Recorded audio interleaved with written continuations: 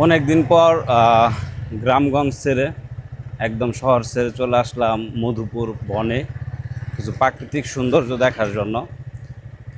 তো আপনাদেরকে কিছু জিনিস দেখাই যে আমাদের আমরা যদি এই দিকটাতে লক্ষ্য করি, দেখতে পাচ্ছেন এখানে কিছু আনারসের গাছ আছে।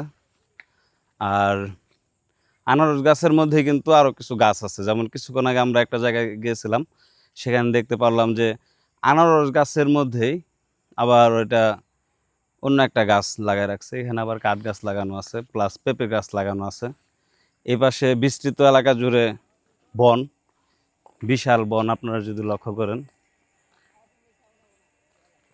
এদিকে এখানে হলুদ ক্ষেত আছে, তার পরবর্তীতে ওইদিকে কলা গাছ আছে, ওইদিকে আছে বিশাল কাঠ গাছ। আর রাস্তাটা মাঝামাঝি পাহাড়ি রাস্তা। এখানের মাটিগুলো কিন্তু লাল, মাটিগুলো লাল মাটি। অনেক আগের চাইতে এখন রাস্তা একটু আগের চাইতে ভালো হয়েছে। তো মধুপুর বন, অনেকে নাম শুনছেন, হয়তো দেখতে আসেননি। এটা আপনার এখানে একটা বন আছে, দুখুলা পাহাড় বা বন। তো এই দুখুলা বনের কাছাকাছি, এটা শুলাকুড়ি বাজার এবং দুখুলার মাঝামাঝি।